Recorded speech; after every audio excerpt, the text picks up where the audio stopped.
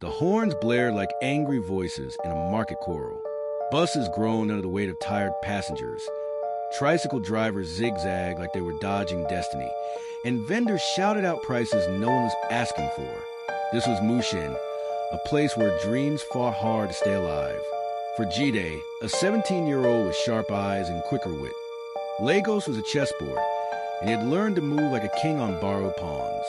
Every morning before school, he sold pure water on the roadside to add to the little his mother made sewing clothes. He didn't complain. Surviving had become a language he spoke fluently. Jide's true dream wasn't just survival. He wanted to pass WAEC with flying colors and study computer engineering at the University of Lagos. But with school fees unpaid and no light at night for reading, that dream often felt like a joke Lagos would laugh at. Still, every evening after school, he would head to the internet cafe, run by an old man named Babatund, pretending to browse Facebook while secretly watching YouTube videos on math tricks and science explanations. He wasn't the smartest in class, but he was hungry to learn. That hunger kept his head above the floodwaters of discouragement. That same week, fate decided to test him in the form of a girl named Adora, the pastor's daughter who had transferred from a fancy private school to their public one after her father's ministry hit rough waters. Her English was polished, her clothes always clean, and she moved like the world was a garden path. Jide had noticed her before, but he never imagined their paths would cross in a way that would change both their lives and shake the streets of Mushin. Jide's heart pounded as the afternoon heat pressed down on the crowded school compound. In a quiet corner of the courtyard, he watched Adora, who sat under a sprawling mango tree, leafing through a worn-out copy of Shakespeare's plays. Her eyes, soft yet determined, betrayed a longing that matched his own. It wasn't long after that moment that fate intervened. As classes ended, Jide mustered the courage to approach her with a peculiar idea. "Adora," he began, voice barely rising above the distant din of schoolyard chatter. "What if we use our talents to help our classmates and ourselves?" His suggestion was simple. Start a secret tutoring business to earn extra money for those unreachable dreams of success. Adora, taken aback by the proposal and his boldness, searched his face for the truth. In that unguarded moment, she recognized a spark, the fierce yearning for a future that transcended the ordinary struggles of Lagos life. They agreed to meet after school in a quiet room above a modest shop in Yaba. Over shared slices of bread and sips of bitter tea, they planned lessons and scribbled ideas on a faded notebook. Adora, well-versed in literature and history, promised to handle the academic side, while Jide, whose street smarts had already seen him navigate the complexities of the city, would manage the business logistics. Their excitement was tempered by fear. The secret nature of their venture meant that any misstep could jeopardize Adaora's reputation and Jide's fragile family honor. Still, beneath the stress of looming WAC exams and long, oppressive traffic jams, hope began to blossom. In a city where every minute was a negotiation with destiny, the two of them clung to their shared promise, a vow to reshape their future, even if it meant facing danger, betrayal, and the unpredictable currents of love. The room in Yaba was nothing special. It smelled of dust and forgotten memories, with cobwebs clinging to the corners like stubborn ghosts. But to Jide and Adora, it was a sacred space, one where possibilities hovered like morning mist. The tiny room sat above Mama Chukwu's provision shop, and with the promise of daily sweeping and the occasional help with lifting crates. She let them use it after school. There was one rickety bench, a chalkboard with faded scribbles from another time, and a single light bulb that flickered like a candle during Nipa's mood swings. Still, it was theirs. Their first client was Deo, a quiet boy from their school who always struggled with math, but carried a deep desire to become an engineer. Jide taught him using street analogies, turning algebra into money calculations, geometry into Danfo routes. Adora handled his essay writing, using poetry to explain thesis statements and arguments. Within a week, Deo smiled in class for the first time. Word began to spread, quietly at first, whispered in school bathrooms and during lunch breaks. A few more students came, some offering money, others promising to pay after results. Jide insisted on fairness, but Adora reminded him, sometimes impact is louder than profit. Despite the long hours and stress, The tutoring session sparked something in both of them. They stayed late after their students left, sometimes laughing over shared Gary, sometimes debating topics like the future of Nigeria or whether love could ever survive Lagos. In those moments, they weren't just hustlers. They were dreamers, partners, and maybe something more, though neither dared speak it aloud. The room above Yaba was no longer just a classroom. It was becoming a sanctuary where knowledge, ambition, and a delicate kind of affection quietly took root. The following week brought more students and, with them, more challenges. One of the new clients, a girl named Ronk, came from Jide's neighborhood and recognized him instantly. She smirked as she entered the classroom, her eyes dancing with mischief. Jide the hustler is now Jide the teacher? Wonder shall never end, she teased, loud enough for others to hear. Jide forced a smile, but her words felt like tiny nails in his pride. He had worked hard to rise above the noise and chaos of Mushin streets. He didn't want the old image of himself, the boy who hawked water barefoot, to cast a shadow over the life he was trying to build. Adora sensed the tension and pulled Ronk aside after class. Her tone was calm but firm. This space isn't for mockery. It's for building futures. You came to learn, not to laugh at someone's past. Ronk, surprised by Adaora's poise, simply nodded and didn't speak of it again. But the incident stayed with Jide. That night, as he walked home under a sky stained orange by generator fumes, he wrestled with self-doubt. Could he really escape the label life had pinned him? Could Adora, with her polished accent and preacher's heritage, ever truly understand his world? The next day, Adora brought in a second chalkboard, one she borrowed from the church's youth center. "We'll need it soon," she said brightly, pretending not to notice the silence that lingered from the day before. Jide looked at her and realized something. She didn't just believe in the business. She believed in him.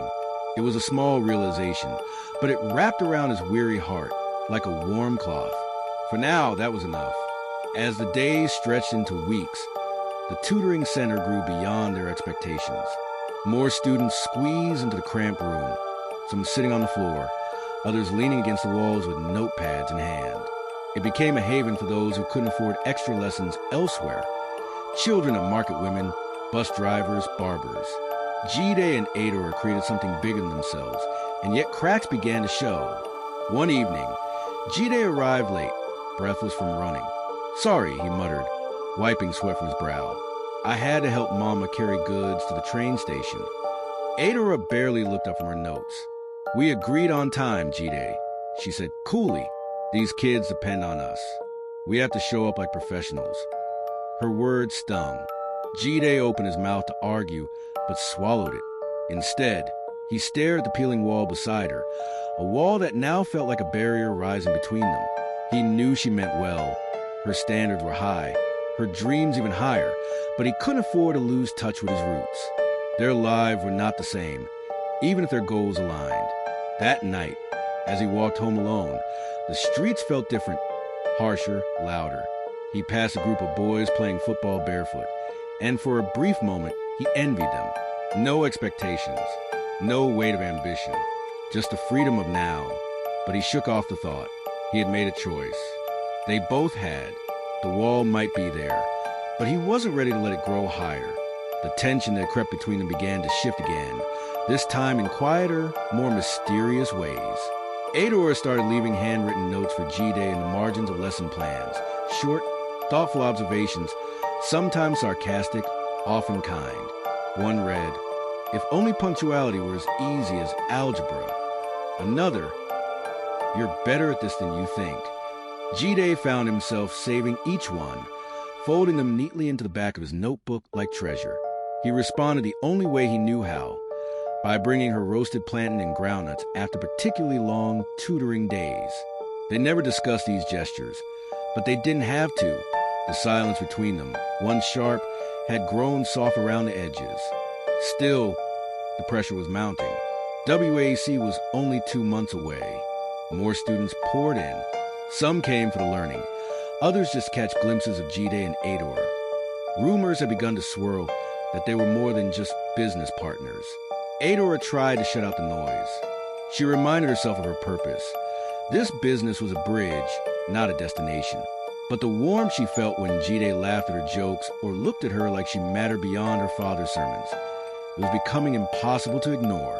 One evening, as they cleaned the blackboard together, Jide paused. "Do you ever think about what happens after? After WAEC, after all this?" She looked at him, unsure what to say. In that silence, the air between them felt electric.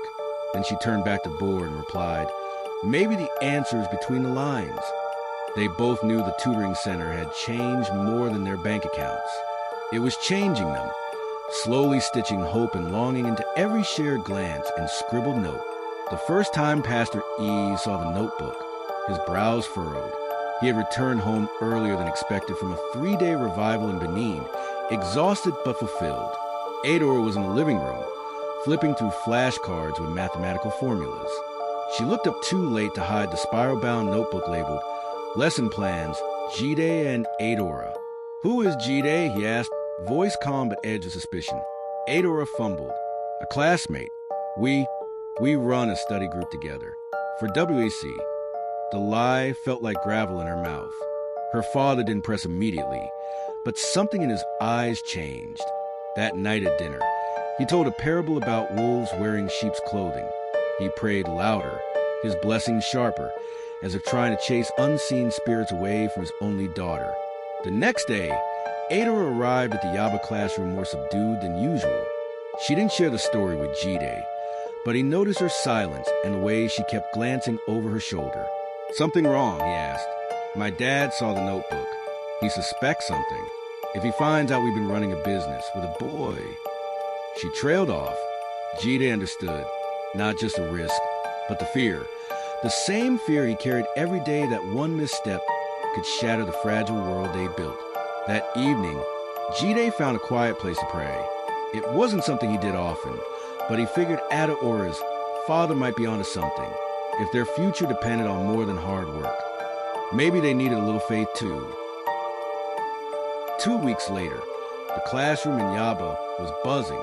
What started as a secret side hustle had become the hottest underground tutoring club among SS3 students within 3 schools. Students arrived in clusters, often standing outside waiting for the last batch to finish. Jide had managed to borrow 2 more benches from Baba Tun Cyber Cafe, and Adora had created a detailed timetable with slots for subjects, breaks, and even snacks. They charged 300 naira per session, just enough to stay affordable but also earn profit. Jide handled payments and logistics. Adora managed lessons and lesson materials. Together, they made a surprisingly balanced team. When they reached 15,000 naira in savings, Jide bought a small whiteboard, and Adora insisted they invest in more textbooks. She even created a logo, a book with wings and the words "BrightMinds, Bold Futures." Jide rolled his eyes at first, but secretly he liked it. But with growth came new eyes. 2 boys from Jide's class, Fatai and Muri, had started hanging around more often, whispering and laughing. And though they paid for classes, their attention wasn't always on the board. One afternoon, Jide caught them snapping a photo of him and Adora. His stomach turned. If word got out to the wrong people, or worse, if the photo ended up online, everything could collapse. That night, he paced the tiny room he shared with his younger brothers, wondering if they were growing too fast. But when he remembered Adaora's smile as she explained Shakespeare with her hands dancing in the air, and the way a struggling student had just passed her mock exam, he shook off the fear. They were helping people. They were changing lives. And for now, that had to be enough. Maury was the kind of guy who always smelled an opportunity. He wasn't the smartest in class, but he had connections. Cousins who ran phone booths, uncles who printed fake IDs, and friends who did runs during exams. So when he realized Adora and Jide were making real money, he did what he always did. He plotted. He approached Jide during break one day, chewing gum and acting casual. "Guy, this your business day makes sense of. See, it's boys' day Rushuna," he said, clapping Jide on the back. Jide stiffened. "Thanks," he said wearily. Maury leaned in, lowering his voice. "You go need protection soon." Word day spread. People way know like better thing day watch. Then he smiled. "But me and Fat Eye Fit help you manage crowd, keep mouth shut, for a small share. Jide felt his stomach drop. He didn't like the tone, didn't like the eyes watching from the fence. But he also knew Murray wasn't just bluffing. If they turned him down and he got bitter, it could mean trouble. Not just rumors, but theft, police raids, or worse.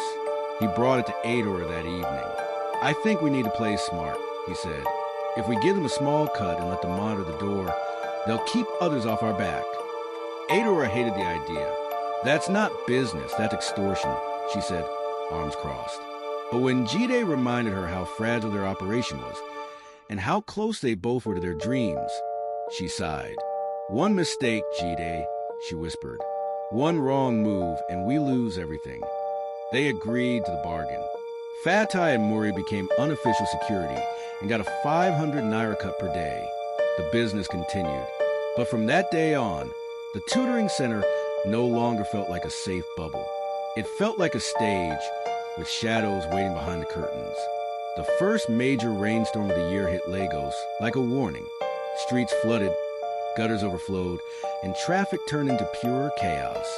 But inside the classroom above the Yaba shop, the drip, drip, drip of water through a leaking ceiling was barely noticed.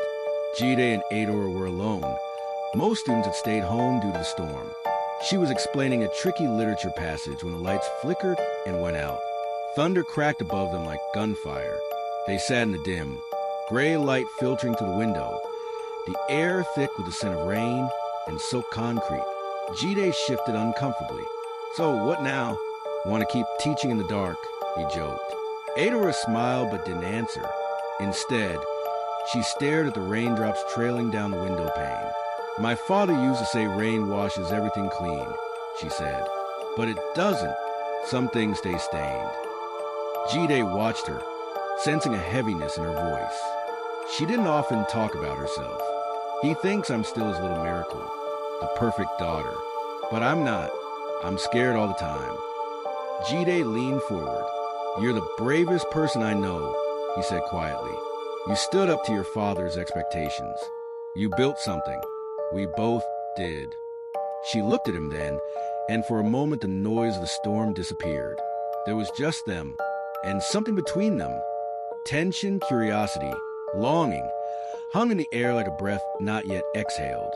Before either could speak again, a bolt of lightning lit up the room, followed by another crash of thunder. The moment passed, but it had already changed them. With each passing day, WAEC drew closer like a shadow swallowing sunlight. Students were no longer smiling during sessions. They were desperate, clinging to Adaora's notes and Jide's motivational talks like lifelines. The room was constantly full. Morning classes, evening classes, weekend crash courses. It felt endless. Adora created color-coded study guides late into the night. Jide found himself solving past questions in his dreams. And though they barely had time to talk outside the tutoring hours, their bond grew stronger in small ways. A glance, a shared laugh, a wordless exchange of water bottles after a long day. But stress began to wear them down. Adora snapped at Jide once for forgetting to print her new literature quiz. He, already tense from handling payments and managing Murray and Fatai's inflated egos, barked back. They apologized, of course, but the edges were fraying. Jide's mother noticed the dark circles under his eyes. "You sure say this book no-go kill you?" she asked, brushing his hair back one morning. He smiled, but his heart was heavy. He missed peace. He missed silence.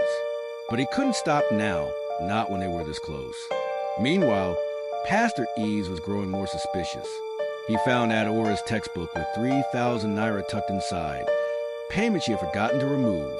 That night, during devotion, he prayed fiercely against unseen influences leading our children astray. Adora felt her throat tighten. She knew it was only a matter of time before her secret life came knocking on the front door.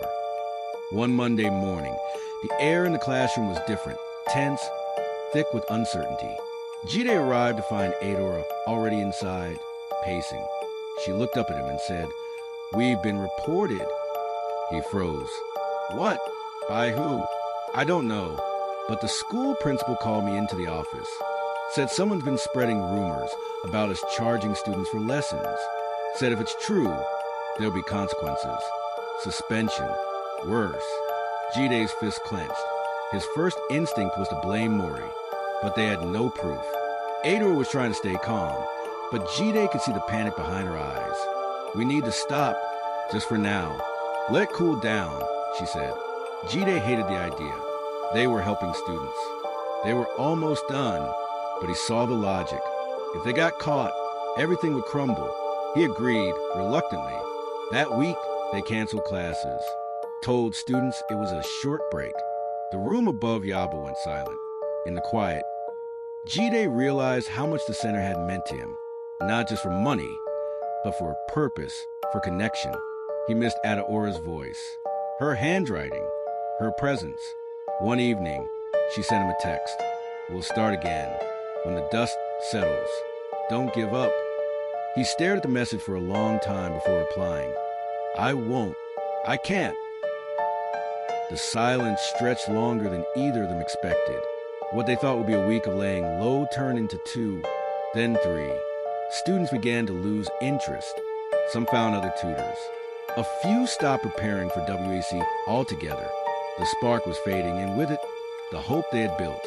Adora focused on school and church, her father growing more attentive and cautious around her.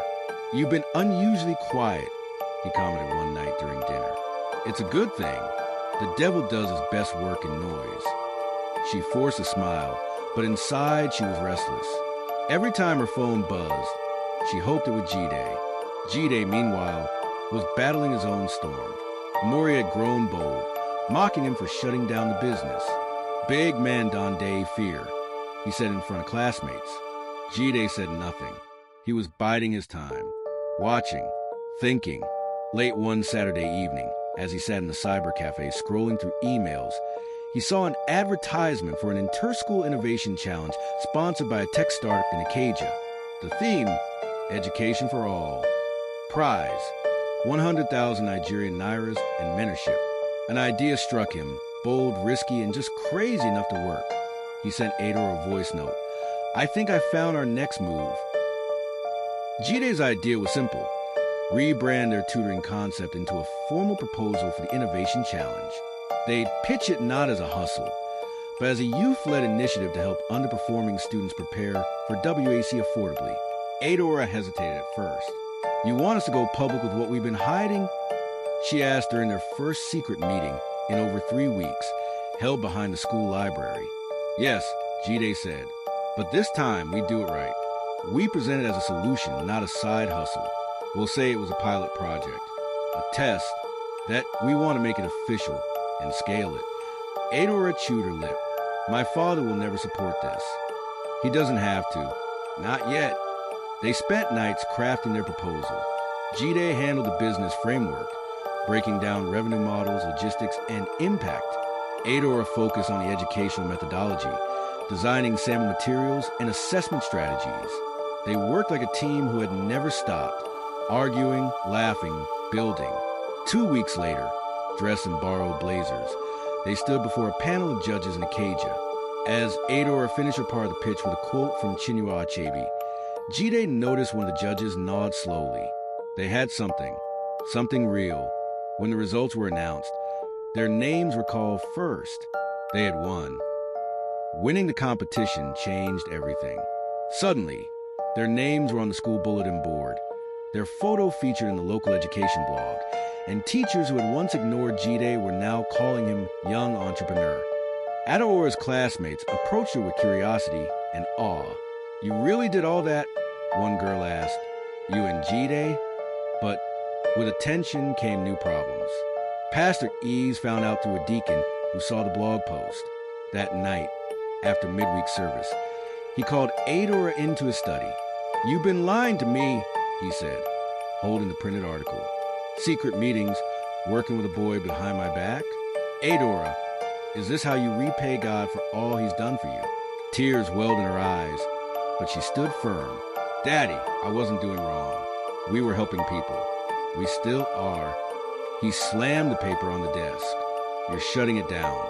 Immediately, Adora didn't reply. Her silence was her rebellion. The next day, she told Jide everything. "He wants me to quit. Completely." Jide was quiet for a moment. So, what now? Adora looked him dead in the eye. Now, we find a way to make this bigger than either of us. So big even he can't stop it. For the first time, their dream began to feel like a real movement. After the competition, a youth-focused NGO reached out, inviting them to speak at a seminar for underserved students in Adjigunle. They were shocked, flattered, and terrified. Adora had never addressed a crowd before, and Jide couldn't believe anyone cared what he had to say beyond exam tips. They practiced for days. Adora worked on her tone, pacing, and clarity. Jide rehearsed anecdotes about growing up in Mushin and learning outside the classroom. When the day finally came, the crowd was larger than expected. Hundreds of students packed into a dilapidated hall, eager for something different. As Jide stepped up to the microphone, his knees shook. But then he saw Adora nodding from the front row, her eyes steady. He began, "My name is Jide, and I believe your background should never bury your dreams." By the time he finished, the crowd erupted in applause. Adora followed with her own speech, weaving scripture into lessons of resilience. And when she quoted, "Faith without works is dead," the room fell silent, then clapped like they had heard prophecy. Afterwards, students swarmed them. Some wanted pictures. Others asked for advice. A few simply said, "Thank you." It was in that moment that they both realized this wasn't just a hustle anymore. It was a calling, but not everyone was clapping. At home, Pastor Isa's fury had not cooled. The blog posts, the photos, the social media mentions, they were fuel to his rage. He called a family meeting and forbade Adora from participating in any more events. "You're embarrassing this family," he thundered. "A pastor's daughter speaking at worldly gatherings with boys? Have you no shame?" Adora stood her ground. "It's not worldly, Daddy. It's impact. It's purpose." He raised his hand, then froze. He didn't hit her. He just trembled and turned away.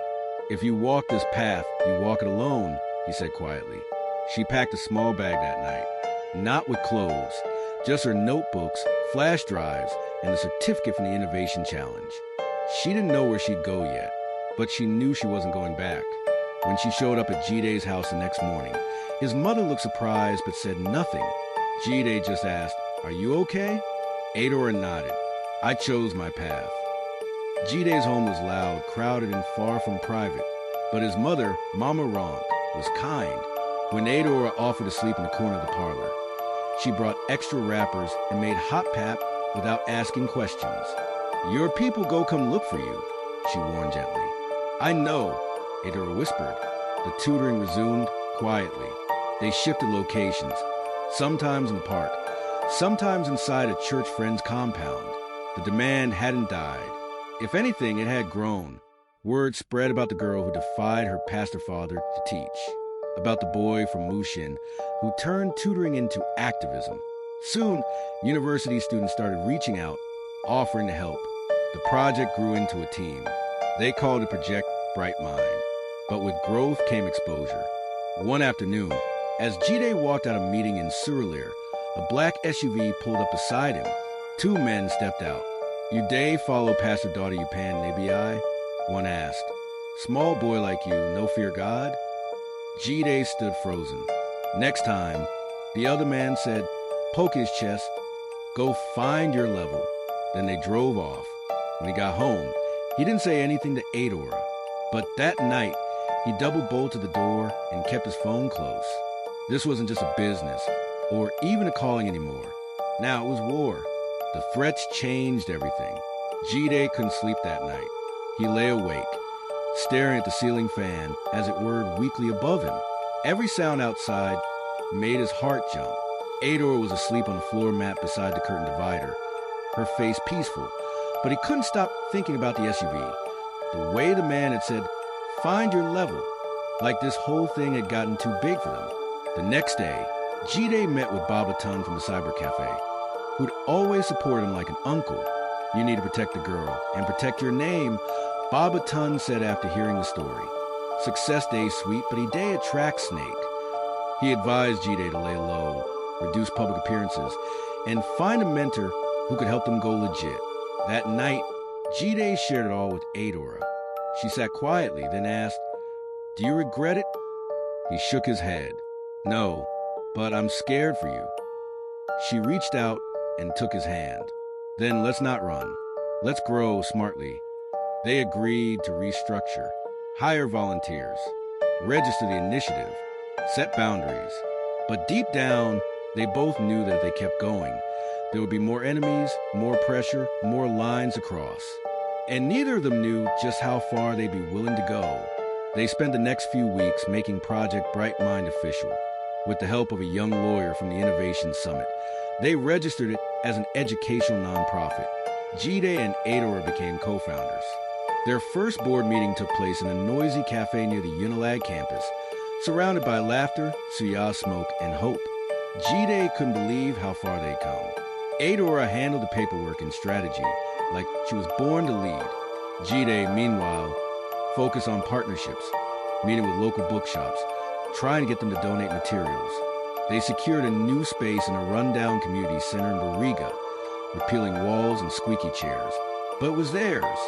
When they officially reopened, over 60 students showed up. This time, they had volunteers. 2 university students, 1 retired teacher, and even Fat Eye, who had changed sides after a fight with Murray and now offered to help legitimately. Things finally felt stable again. They hired someone to manage social media. A small blog even interviewed them as the teenagers building a brighter Lagos. But one person who read the article was not impressed. Pastor Ease. On a rainy Tuesday, Pastor Ease showed up at the Bariga Center unannounced. He arrived in a gray caftan, with his Bible under one arm and quiet thunder in his eyes. The volunteers parted as he entered like a knife through soft cloth. Adora froze when she saw him. "Daddy," she whispered. He looked around the classroom. Students scribbling answers, a chalkboard filled with formulas. Adora in the middle, no longer just a daughter, but a leader. "I came to see for myself," he said. "Now I have." She followed him outside as he walked back to his car. "Please don't do anything. This isn't wrong. You said I should make impact. I am." He turned to her. "You have 1 week. Leave this thing behind, or leave this family for good." She stood in the rain after he drove off, shaking, unsure if it was from the cold or from fear. When she returned inside, Jide saw the look on her face. "What happened?" he asked. She stared at him for a long moment, then whispered, "He's given me a choice, and I don't know what to choose." Adora didn't sleep that night. The pastor's ultimatum played in her head on repeat. Leave the center or leave home. She thought about her mother's soft singing in the kitchen, her little brother's laughter, the worn armchair in the living room where she'd read Bible stories every night. It wasn't just a home, it was her history. But Project BrightMinds was her future. Here, she wasn't just the pastor's daughter. She was a builder, a guide, a warrior in her own right. Her lessons touched lives. Her voice mattered. And Jide had become more than a partner. The next morning, she met him at the center early. "I've made my choice," she said, her voice clear but tired. I'm staying. I'm staying with the work, with you, but it means I may not have a home for a while." Jide didn't know what to say. He wanted to celebrate her courage, but he also saw the pain behind it. So he reached into his pocket and pulled out an old keychain, his late father's. "Then this is home now," he said, "for as long as you need." They embraced quietly. The battle lines had been drawn, and there was no turning back. The fallout came fast. A few days after Adora chose the center, whispers reached the church. Her father announced during a service that a prodigal spirit has entered this house. Without naming names, but everyone knew. Her friends stopped calling. Her choir seat remained empty. Some classmates began avoiding her. Jide, too, faced pressure. Murray reappeared, sneering at the pastor's girl with nowhere to go. One of their old teachers warned Jide that, "You're flying too high. Lagos wind go blow you down." Even Mama Ronk expressed worry. "This thing, he done past business," she muttered one night. "Nah, movement now." And Movement Day caused war. But just as the world began to push back, new support appeared.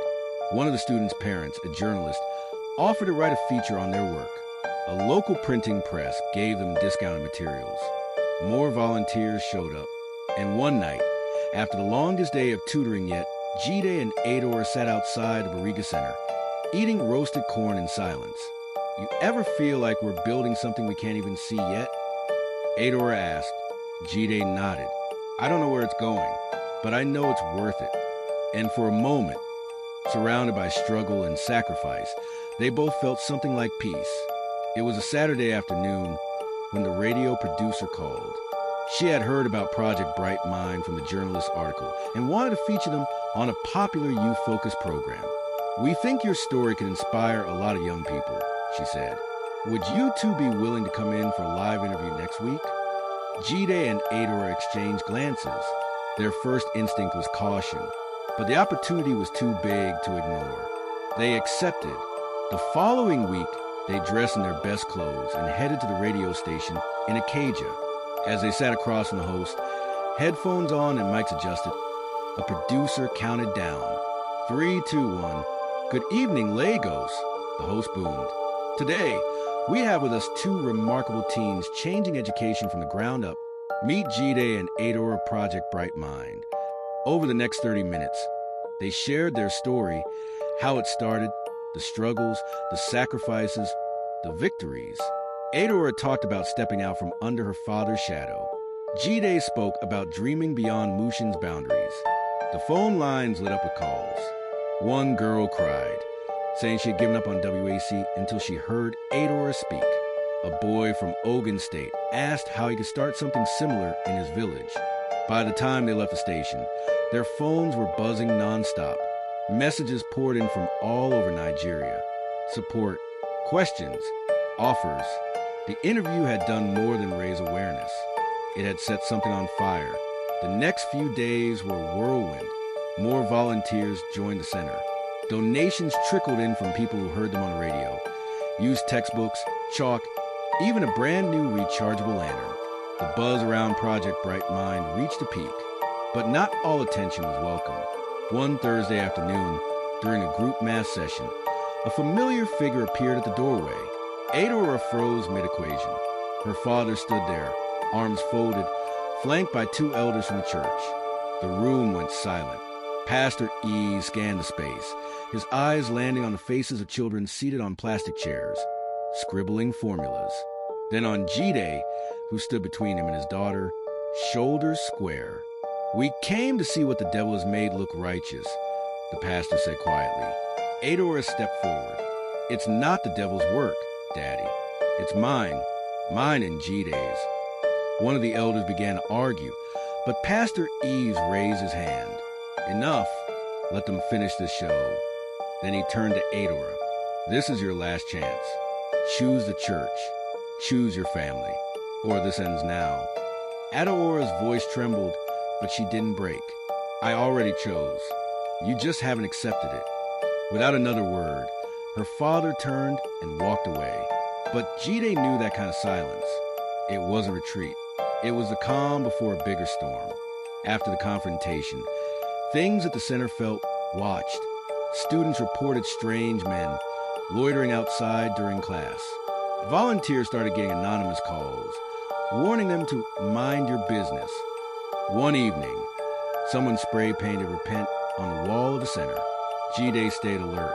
He doubled the lock, started escorting Adora home, even if it was just a mamarance. They couldn't prove who was behind it, but the message was clear. Someone wanted them gone. Still, they pressed forward. WAEC was just 2 weeks away. The students were anxious, and Jide and Adora worked harder than ever, holding mock tests, revision marathons, even hosting mental health check-ins. One night, Adora broke down. I didn't think doing good would feel this dangerous, she said. Jide placed a gentle hand on her back. It's always been dangerous, but that's how you know it's worth it.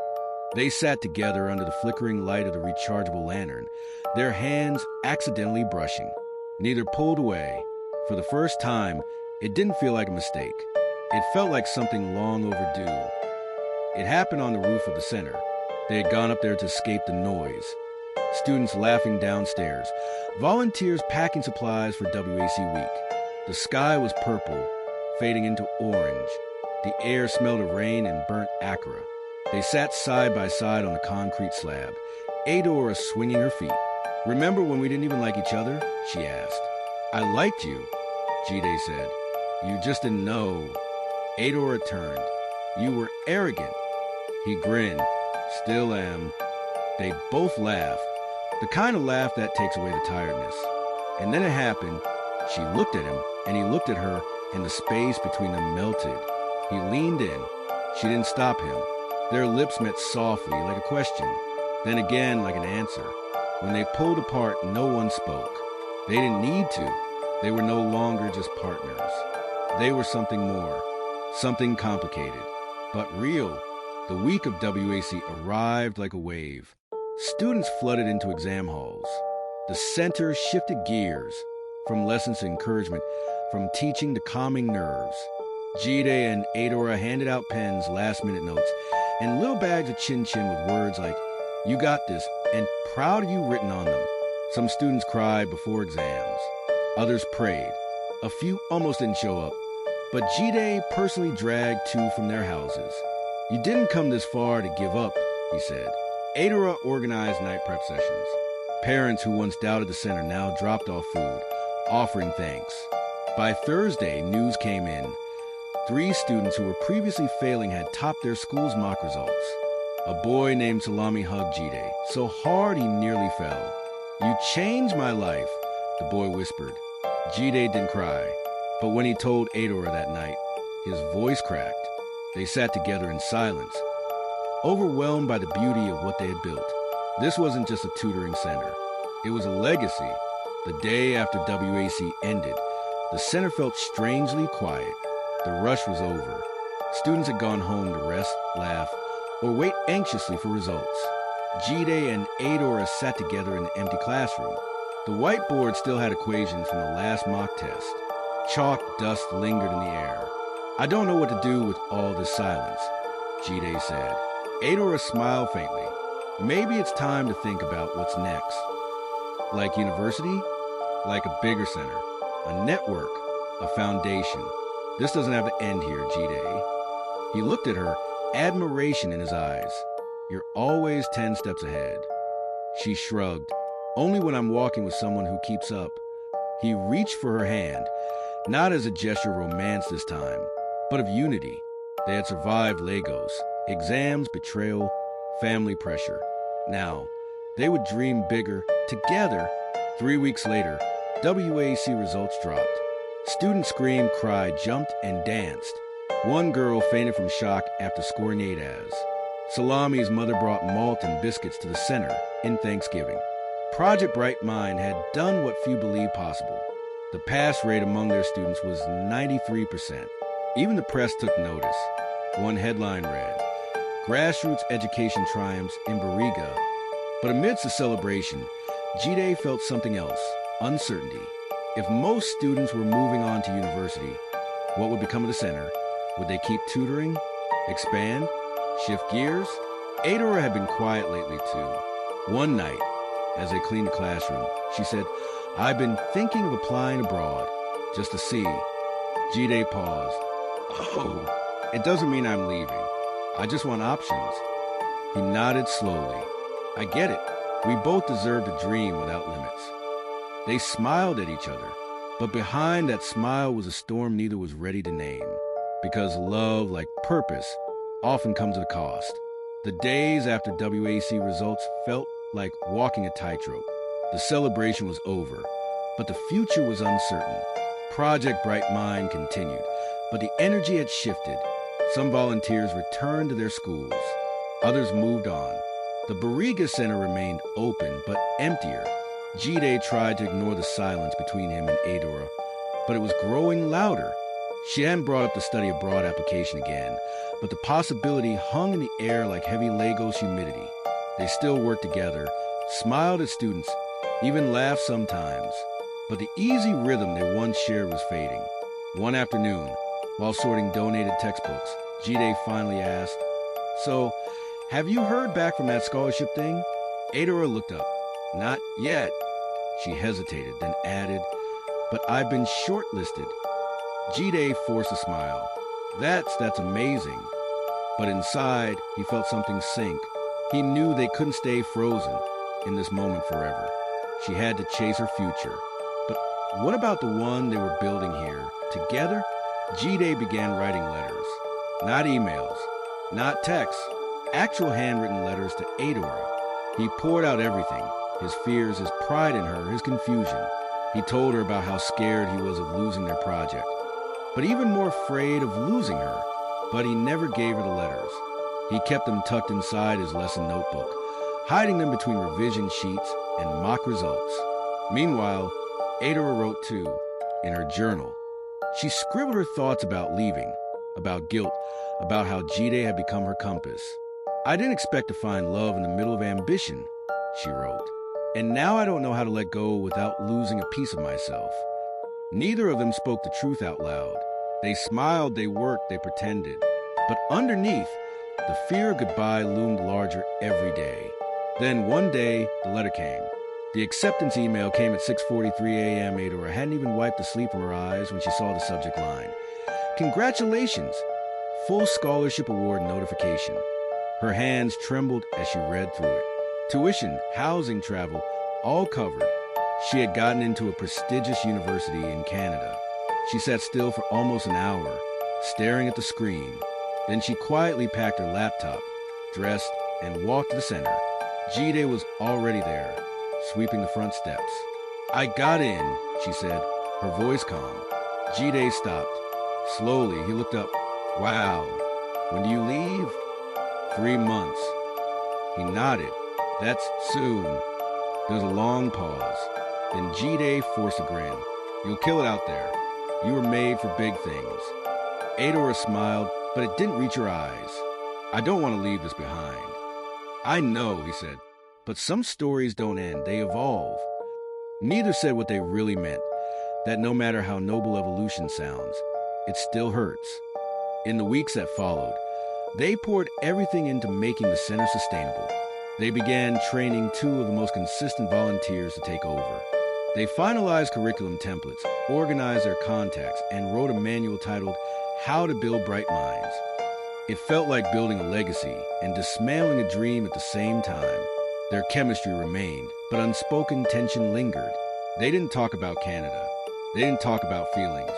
Every moment was infused with the weight of what was coming. One night, they stayed late to reorganize the classroom. They ended up talking about their first meeting, the mango tree, the roasted plantain, and the first handwritten notes. "Back then, I thought you were stuck up," Jide teased. "Back then, I thought you were a loudmouth," Ada replied, smiling. The laughter faded, and silence filled the space. Jide stepped closer. "What happens to us?" "I don't know," she whispered. "I wish I did." And in the quiet that followed, their hearts beat the truths they couldn't yet say. The farewell party was both a celebration and a goodbye masked in balloons and jollof rice. The center was packed. Students, volunteers, even some skeptical parents, now full praise. There were speeches, laughter, tears. Salami presented Adora with a handmade card that read, "Because of you, I believe in me." Adora could barely hold it together. Jide stood beside her, smiling, but his heart was a storm. When the crowd thinned and the music faded, they stood alone by the old whiteboard one last time. "You changed my life," Jide said, "not just with the center, with everything." She smiled, eyes shining, "And you reminded me that love and purpose can live in the same place." There were no grand declarations, no last-minute confessions, just a long, quiet hug that said everything their mouths couldn't. As Adora walked out of the classroom, the night swallowing her footsteps, Jide finally pulled out one of the letters he had written and tore it in half. Some words were never meant to be read. The center felt hollow without Adora. The chalk still wrote the same, the students still came, and the lesson still ran, but the air had changed. Jide went through the motions, but every day felt like something was missing. He tried to fill the void with work. He trained the new coordinators, held team meetings, even started a weekend mentorship program. But when he passed the old whiteboard and saw Adaora's faded handwriting, "The future is a sentence you can rewrite," he paused longer than necessary. One evening, Mama Ronk found him staring at the wall. "Missing her?" she asked quietly. Jide nodded. I didn't realize how much of this was her heartbeat. She left the seed. It's your job now to water it. He smiled faintly. Even if it doesn't grow the same way. Mama Ronk touched his shoulder. No garden grows the same way twice, but it still blooms. Thousands of miles away, Adora was adjusting. Canada was cold in every way Lagos wasn't. The snow stunned her at first, beautiful, white, and silent. The people smiled, but didn't greet like Lagosians. The air was clean, but the streets too quiet. She missed the chaos. She missed Jide. Classes were intense. The academic pressure was different. More reading, more independence. She held her own, of course. But late at night, curled under a blanket, she often replayed moments from the center. The rooftop, the lessons, their first kiss. She wrote him emails she never sent. Some were short, others pages long. One ended with, "You weren't just part of my journey. You were the best part." She saved them all in a folder titled, "For When I'm Brave Enough." But even in the silence, she carried Lagos in her heart. And Jide, too. Back home, the center faced its first major crisis without Adora. One of the volunteers, Temi, had been caught selling fake mock answers to students behind Jide's back. Word spread fast, and suddenly the credibility of Project BrightMinds was at stake. Parents began pulling their children. A school official requested an inquiry. Jide felt the walls closing in. He confronted Temi in the empty classroom. "You're risking everything we built." Temi didn't deny it. "I needed the money. You think I'm here for passion? Some of us don't have sponsors abroad." The words hit hard. Jide felt both anger and helplessness, but he knew what had to be done. He reported Temi, removed him from the center, and issued a public apology online. The incident sparked backlash, but also support. Several old volunteers rallied around Jide. Salami wrote an essay titled, "Why Project BrightMinds Must Not Die." Jide printed it out and stuck it to the wall, right under Adora's quote, "They would rebuild." Again, on a cold evening in Canada, Adora finally saw the news about the scandal online. Her heart sank. She stayed up all night, refreshing the page, reading comments, watching how Jide handled it. He had grown. He was leading. She smiled.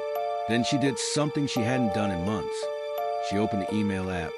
She reread her drafts, fingers hovering over the send button. Then she closed it.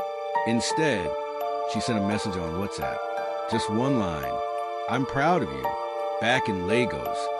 Jide read the message and stared at it for 10 minutes. He didn't reply right away. He didn't know how. But later that night, he typed, "It's still your dream too, even if you're not here." And somehow, even though oceans separated them, that message felt like home. Months passed. The center survived. Then it thrived. Jide secured a grant from a tech foundation. They opened a second location in Ajij. A documentary crew came to film their work. And slowly, Project BrightMinds became more than just a movement. It became a model. Jide, now 18, was invited to speak at youth conferences. He no longer saw himself as a hustler. He was a builder, a leader, a teacher. On the anniversary of their first lesson together, he lit a small candle in the Barriga Center. Just him, the chalkboard, and the ghost of where it all began. He whispered, "Thank you, Adora." And across the Atlantic, in her small dorm room lit by snowlight, Adora whispered the same words. Because even apart, they were still building the same dream. One lesson at a time. The email came with a blue and gold banner. African Youth Leadership Forum nominee announcement. Jide had been nominated for the Emerging Innovator of the Year award. His first instinct was disbelief. His second was to text Adora. He typed, "Guess who's about to wear a suit that doesn't fit?" Her reply came seconds later. "I'm screaming. Please send photos." Proud doesn't even cover it. The award was to be held in Abuja, a 3-day conference with speakers from across the continent. Jide had never been on a plane before. The Barriga boys teased him for a week, but the team rallied, bought him a second-hand suit, and Mama Ronk ironed it with the kind of care usually reserved for weddings. As the plane took off, Jide looked out the window. thinking of everything it had taken to get here. The tutoring center, the sacrifices. Adora, he smiled to himself. He wasn't flying alone. Not really. The conference was overwhelming. Dignitaries, journalists, activists, and innovators from across Africa. Jide was given a name tag with his photo, and for the first time in his life, people queued to hear him speak. He talked about Project BrightMind, but also about Legos, about street smarts, about the difference between passing exams and building lives. When he finished, people rose to their feet. Some even cried. Later that evening, a woman approached him. She was part of a continental education initiative. We're looking to fund grassroots leaders. I think you'd fit. Jide blinked. Wait, like a grant? She laughed. Like a partnership. He sent Adora a voice note that night. I wish you were here. Every room I walk into, I carry your name with me. She replied, you don't need me in the room. You're the room. Back in Canada, Adora was building too.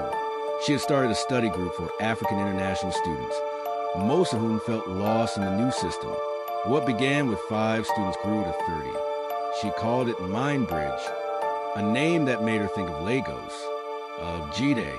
One evening after a long session, she sat by her window overlooking snow-covered rooftops. She missed the Lagos rain, the smell of suya, the noise of Danfo buses, and Jide. She opened her email and saw the forum video Jide had forwarded.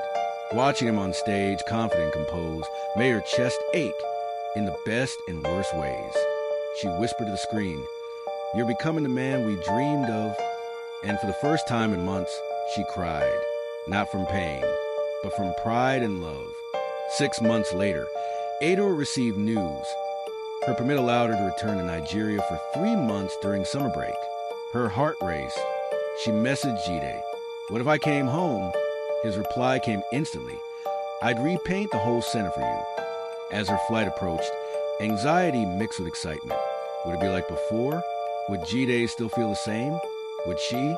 When she arrived, Lagos greeted her with thunder, traffic, and the scent of roasted corn. It was perfect. And when Jide saw her outside the Bariga Center, wearing a simple dress and holding her backpack, he didn't speak. He just hugged her, and the world fell into place. They picked up where they left off, not in romance, but in rhythm. Adora dove into training sessions, while Jide restructured a new internship program. They spent evenings at the center, planning late into the night. But something had changed. They were both older, more grounded. The unspoken feeling still lingered, but neither rushed. The center came first. One night, as they cleaned after a workshop, Adora looked at him. We're not the same kids from WAEC days. No, Jide said. We're better, stronger. She hesitated. Do you still ever think about us? He met her gaze. Every day. Silence stretched, then broke with a smile. But let's get this dream right first, she said. And Jide nodded. Then we'll figure the rest out. Trouble came from the ministry. A new policy threatened to shut down unaccredited learning centers. Project BrightMind was on the list. Overnight, what felt like a celebration turned into crisis. Jide wanted to fight. Adora wanted to negotiate. Together, they drafted letters, met officials, and even organized a peaceful protest with students and parents. On the day of the march, over 100 students held placards that read, "We learn here. We matter here." News outlets covered it. Influencers shared it. The government responded, granting Project BrightMind a 6-month grace to fulfill accreditation requirements. It wasn't full win, but it was a stay of execution, and it reminded them that dreams, to survive, must be defended. The evening of the protest victory, Jide and Adora sat on the rooftop again, the same place where their first kiss had happened. This time, they didn't talk about policies or strategies.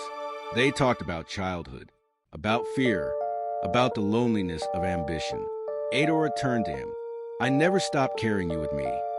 Jide reached for her hand. I didn't either. And this time, when their lips met again, it wasn't awkward or rushed. It was patient, certain, like two puzzle pieces finally clicking into place. They didn't hide anymore. Their relationship became public, within the center. No grand announcements, just hand-holding during tea meetings, shared jokes during training sessions, a quiet sort of knowing. Most people celebrated them. Some didn't. One volunteer resigned, muttering about favoritism. Others said it would distract them, but they had weathered bigger storms. They balanced love and leadership with care, drawing boundaries, dividing responsibilities, holding each other accountable. They weren't perfect, but they were real, and that was more than enough. In the final weeks of Adaora's summer return, they finalized a 5-year expansion plan. The goal, 10 centers across Lagos, partnerships with universities, and a tech platform for remote tutoring. They pitched to donors, met with alumni students who had graduated and wanted to return as mentors. It wasn't just a center anymore. It was a movement. One night, after a donor meeting, Jide looked at Adora. I know we said we'd figure out later, but I don't want to just build this with you. I want to build everything with you. She didn't answer right away. Instead, she whispered, "Let's survive this year, then ask me again." The day Adora left was easier and harder than the first time. There were no tears this time, just a long embrace. A promise. "Go finish building your wings," Jide said. "I'll keep the runway clear." And when I returned, Adora smiled. "We'll fly." As she disappeared into the terminal, Jide felt both empty and full. They weren't saying goodbye. They were simply pausing the chapter. Back in Canada, Adora returned to classes with renewed purpose. Her experience in Lagos had shifted something in her. She no longer saw herself as a student merely chasing grades, but as a woman building systems.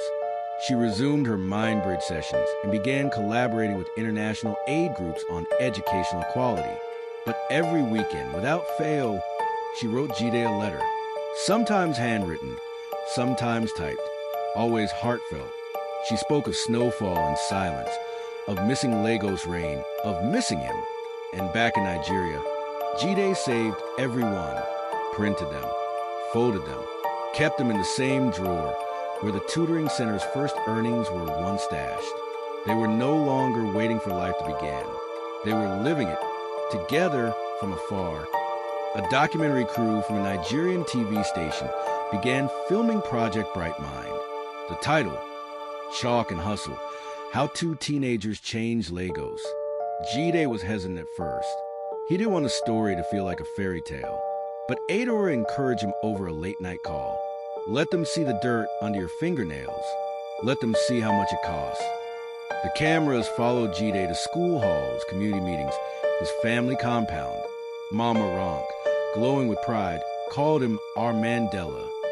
Salami, now in university, shared how the center saved his life.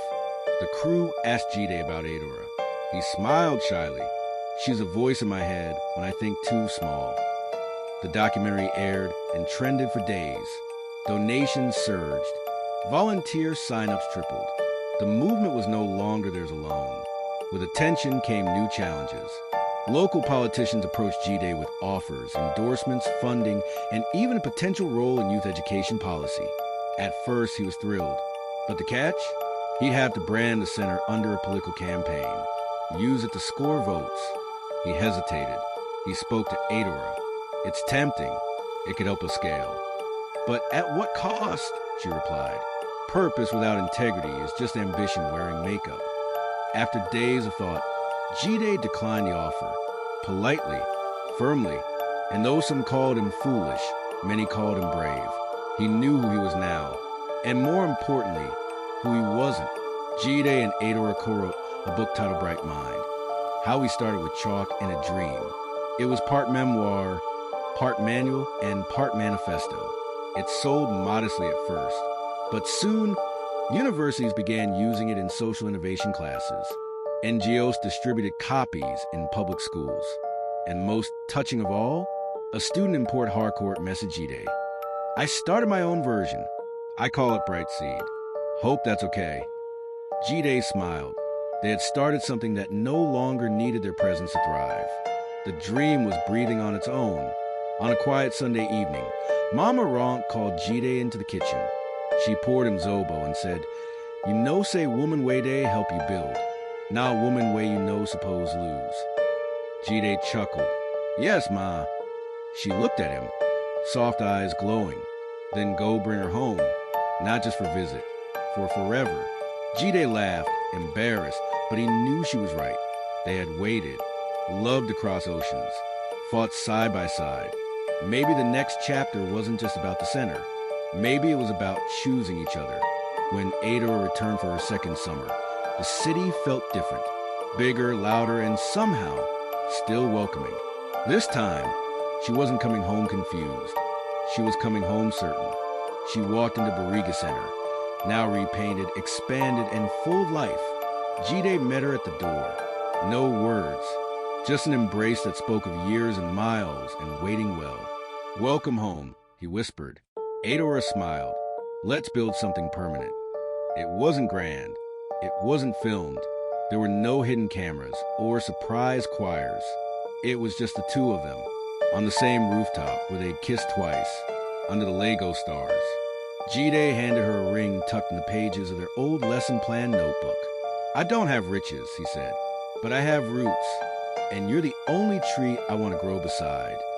Adaora's eyes filled with tears. Yes, she whispered, and the city below continued its chaos, unaware it just witnessed a promise that would outlast the noise.